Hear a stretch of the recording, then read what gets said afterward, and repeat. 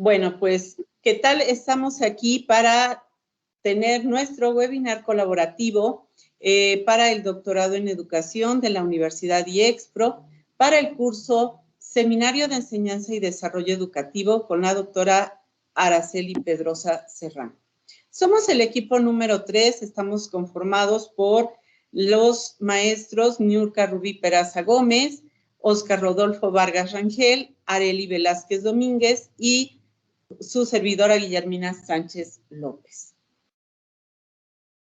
En esta ocasión vamos a hablar con respecto al documento La Reforma Educativa de México y su nuevo modelo, escrito por Anselmo Flores Andrade. Es una publicación del 2015 para la Revista Legislativa de Estudios Sociales y de Opinión Pública. Esto aparece en el volumen 10 y es el número 19.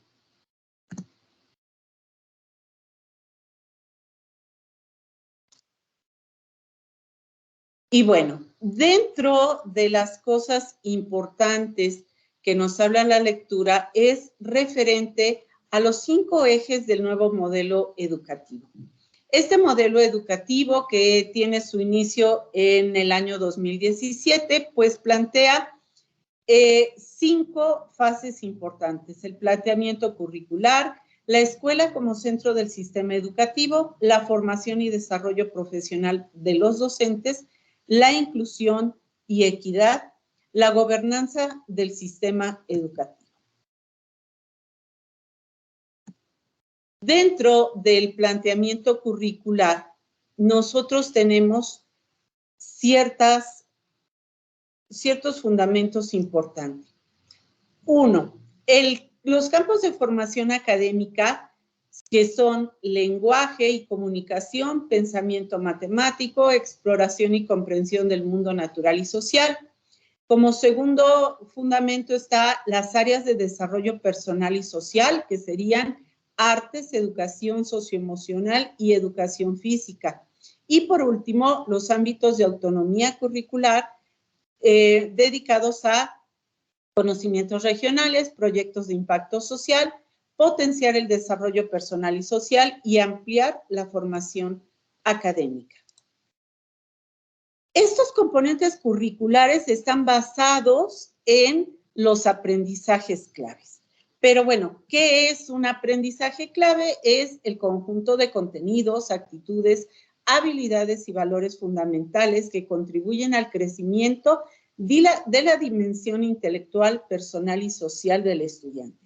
Esto está en el documento establecido por CEP de 2017. ¿Qué nos presenta este nuevo modelo educativo en cuanto a innovaciones del planteamiento curricular?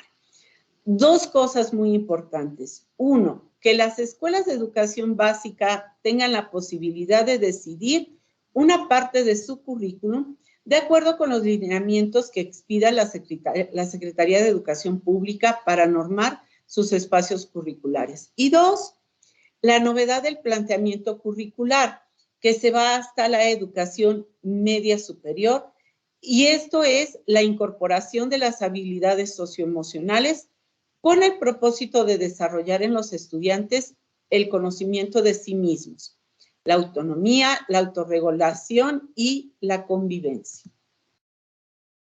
Por otra parte, la escuela, al centro del sistema educativo, tiene como objetivo contar con recursos, acompañamiento, infraestructura, equipamiento de materiales y servicios que permitan que las aulas se conviertan en auténticos espacios inclusivos de aprendizaje, donde se implemente la pedagogía que plantea este nuevo modelo educativo. Es importante resaltar en todo este nuevo modelo el que se hace énfasis en la unión de los maestros, la escuela, los docentes, pero también los alumnos, perdón, pero también los padres de familia. Es importante la unión de todos para que realmente se logre ese apoyo sustancial a nuestros estudiantes. Y bueno, Dejo la palabra a la maestra Niurka Rubí Peraza Gómez. Hola, ¿qué tal? Muy buen día. Ahora vamos a ver y hablar un poquito sobre la formación y desarrollo del profesional de los docentes.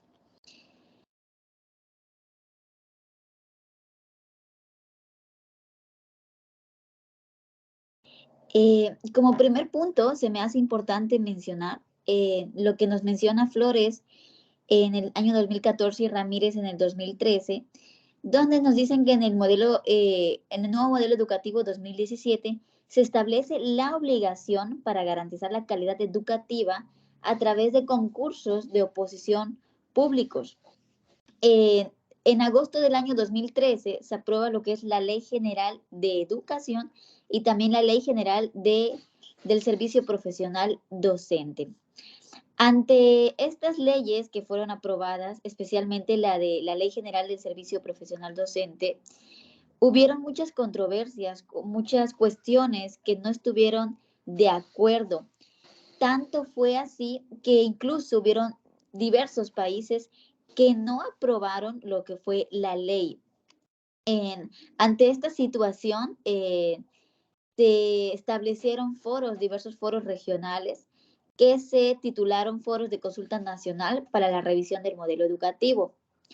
Y ante todo esto, lo único que vino a surgir fueron 3 documentos, que son la Carta sobre los fines de la educación en el siglo XXI, el Modelo Educativo 2016 y la Propuesta Curricular para la Educación Obligatoria en el año 2016.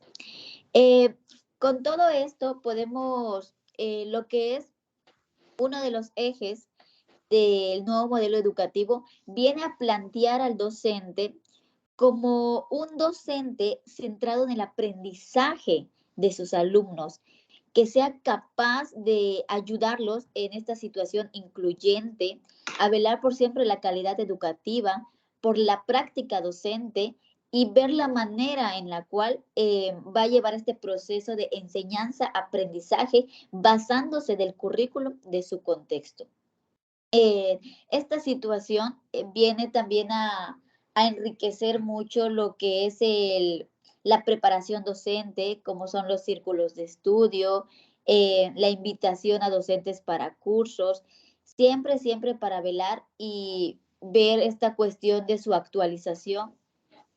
Asimismo, surge la situación, ¿no?, de los exámenes, que ha surgido como una problemática, pero también se viene para, pues, tener motivadores para los docentes, ¿no?, para ir siempre enriqueciendo, siempre para adelante.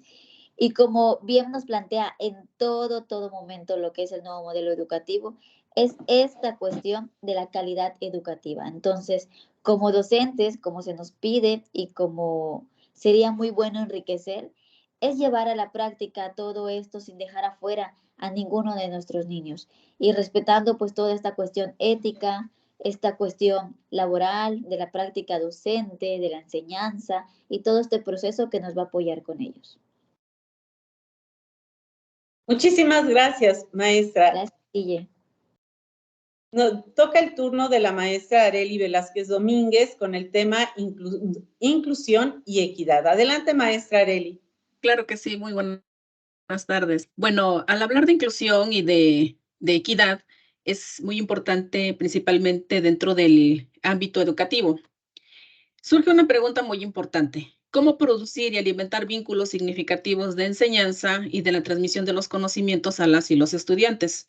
Primero que nada, se tiene que brindar pues, una educación inclusiva, más accesible para todos, sin discriminar a nadie, con educación de calidad principalmente y oportunidades de aprendizaje, para que los estudiantes se puedan desenvolver en un contexto real, con un pensamiento crítico y amplio en estos conocimientos para insertarse dentro del mundo laboral o profesional, respecto a los cambios que día a día exige el mundo globalizado.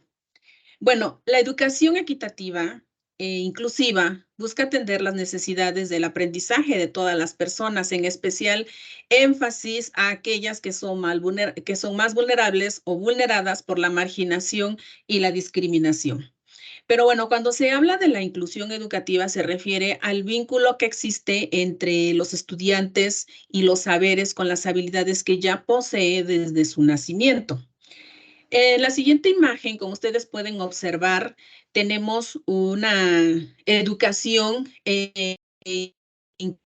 una educación inclusiva para todos, incluir a todos. En esta imagen podemos observar desde niños, adolescentes, personas adultas, jóvenes y personas con discapacidad, porque la discriminación es un comportamiento humano.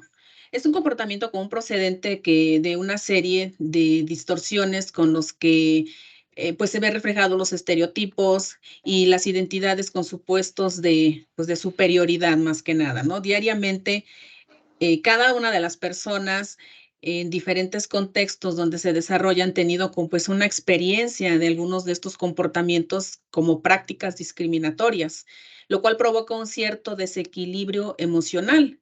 La marginación y la discriminación, como lo muestra el documento, pues son condicionantes culturales de nuestro comportamiento, por lo tanto, son modificables. Y el punto por excelencia es la relación entre pues, el alumnado, que tiene que haber esa buena relación entre los alumnos con los docentes, ¿no? Que es la parte central para comprender el éxito o el fracaso de las prácticas educativas, tanto como lo es para entender las trayectorias escolares. Y bueno, cabe mencionar que hay varios tipos de educación equitativa e inclusiva, que es la ubicación, ¿no? Tiene que haber escuelas y clases regulares para todos, una educación inclusiva para todos, sin excluir a nadie, participación principalmente para las personas marginadas o que sufren discriminación. Entonces aquí es una educación incluyente. La cohesión social permite el desarrollo de las competencias y la confianza que debe moldear y transformar a las comunidades. En definitiva, se puede decir que el éxito académico depende de la capacidad del estudiante para mantener esas interacciones sociales, emocionales, del cómo por ejemplo, es como una póliza de seguros, para tener pues una vida sana, una vida positiva, satisfactoria, la cual sería pues la mejor herencia que se les puede dejar a las futuras generaciones. Si no se tiene una actitud positiva o controlar las emociones, es más probable que no se adquieran pues esos conocimientos para que después se puedan llevar a la práctica durante la vida cotidiana del mismo estudiante, quien es la parte fundamental o la pieza fundamental en la inclusión y equidad para todos en el ámbito educativo. Y bueno, dejo la palabra al maestro Oscar. Muchas gracias, maestra Arely. Muy interesante todo lo que nos comentas. Efectivamente, pues vamos ahora con el maestro Oscar, con la gobernanza del sistema educativo. Maestro Oscar, buena tarde. Buena tarde, muchas gracias. Bueno, estamos en la gobernanza del sistema educativo. Para la gobernanza del sistema educativo, tenemos que ver quiénes son los que toman las decisiones y quiénes cambian las leyes en este país. Es algo complicado y no sé hasta qué punto se dé en el mundo. La parte primera es que cada gobierno en turno plantea su propio proyecto y, por tanto, sus sistemas de ordenamiento para aplicar sus acciones en los diferentes rubros que se quieren abordar en la parte educativa. Y esto en México sucede cada 6 años. Cada cambio de sexenio, no importa qué suceda, se les dan cambios a la educación. En algunos casos, los cambios constitucionales se refieren a la educación para tener un impacto en un modelo educativo nacional. Pero ¿cómo y por qué se hacen ese tipo de cambios? Es muy importante correlacionar estos cambios con quienes toman las decisiones en México. Hay una parte importante, a veces se hacen esos cambios, se hacen un proyecto, se establecen metas, pero no se establece presupuesto para hacerlo. Eso nos lleva a un impacto en que los proyectos no se pueden llevar a cabo de forma diferente. En México, en particular, hay diferentes actores que intervienen en la toma de decisiones, el gobierno federal, el gobierno estatal y sobre todo los sindicatos magisteriales. Aquí hay un punto importante y sobre todo polémico. ¿Hasta qué punto deben influir los sindicatos magisteriales en la toma de decisiones de la Rectoría de la Educación? Mientras que los gobiernos estatales cambian cada 6 años, los gobiernos federales cambian cada 6 años, los sindicatos magisteriales se han mantenido en México por decenas y decenas de años. Aquí tenemos un factor importante. Estos sindicatos magisteriales no solamente están incluidos en la parte de la toma de decisiones del gobierno, sino también hay personas de los sindicatos magisteriales que están son gobernadores de estado, son partes de la Secretaría de Educación Pública, son diputados, son senadores, en fin, eso nos hace complicado la parte de la toma de decisiones en torno a los sistemas educativos. La siguiente diapositiva también nos indica cómo esta toma de decisiones en el nuevo modelo educativo nos dice que debe ser plural. Esta característica de la pluralidad significa justamente regresar a los sistemas magisteriales, en este caso los sindicatos, a la toma de decisiones. Por años, desde el año 2000, se trató de eliminar a los sindicatos magisteriales en la toma de decisiones, algo que prácticamente se había logrado hasta el año 2012, volvió a regresar para el año 2018. Hoy vemos justamente que lo que se conoce como el CENTE y la CENTE tienen posiciones políticas importantes en varios nodos de políticas públicas del país. Hay quienes opinan que esto ha sido una regresión del sistema educativo.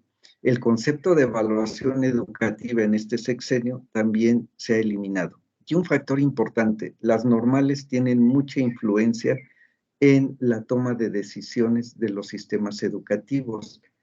Y por cierto, las normales no tienen unas características académicas importantes. Esto nos ha dejado una disparidad entre la educación básica y la educación superior, dado que la educación básica está regida por las normales y la educación superior corresponde a profesionales del ámbito universitario. ¿Quién debe ejercer la gobernanza de la educación? Es un problema que todavía está abierto. Si la rectoría debe ser el Estado o debe ser de una forma plural. Pues muchas gracias por su atención. Esperamos que estas reflexiones les hayan sido útiles o les puedan ser útiles para seguir innovando en los sistemas educativos nacionales. Muchas gracias. Muchas gracias, maestro Oscar. Muy amable. No sé si alguno de ustedes tenga comentarios con respecto de la generalidad de este trabajo. Maestra Arely, maestra Niurka, ¿algún comentario? Creo que desde mi postura puedo mencionar que es claro ver que para llevar una educación de calidad, creo que todos los temas que hemos ido abordando trabajan en conjunto y debemos propiciar pues para la mejora de la educación, ¿no? Claramente pude escuchar por ejemplo, el maestro Oscar, esta problemática que surge, ¿no? Sobre todo de los cambios de los modelos educativos, todas estas cuestiones de los planes de estudio, por ejemplo, lo podemos ver en la actualidad, ¿no? Ahorita está cambiando esta cuestión del programa de educación básica, entonces viene a ser un conflicto, por ejemplo, para los docentes. Entonces, los docentes donde en cada momento nos lo van cambiando, entonces no te dan este tiempo de familiarizarte y desde mi punto de vista se debería de enriquecer y trabajar con uno mismo y no de que cuando ya estás llevando bien a la práctica esto, se te vengan a mover las cuestiones, ¿no? Y desde luego, ¿por qué? Pues por cuestiones políticas, gobernanza, como bien se englobó aquí, ¿no? Y desde luego, pues se va a enriquecer la educación, pues como todo el ámbito, o sea, la inclusión, o sea, nuestra práctica educativa tiene que estar basada de eso, o sea, trabajar con todos y para todos, que es lo que se nos pide, ¿no? Es mi punto de vista, gracias. Muchísimas gracias, maestra Niurka. Yo quisiera también mencionar algo que decía la maestra Arely, que me parece muy interesante. ella definía muy bien la inclusión y no la definía como el que tenemos que hacer uso de palabras raras que no habíamos ocupado anteriormente. Más bien la inclusión va enfocada a otra cosa, ¿verdad, maestra Arely? Claro que sí, maestra Guille. Mire, pues el sistema educativo mexicano, pues de hecho se comentaba que tiene todavía así como alguna deuda, ¿no? Con algunos sectores de la población. Una parte de ellos por haber estado, por haber estado excluidos, otras por haber sido de alguna manera discriminados, pero destacando que existen grandes grupos de población a la vez que pues sí fueron excluidos en algún momento y discriminados. Claro, claro. Y entonces, efectivamente, todo este planteamiento curricular que plantea el nuevo modelo educativo podría hacerse realidad si efectivamente incluimos a todos esos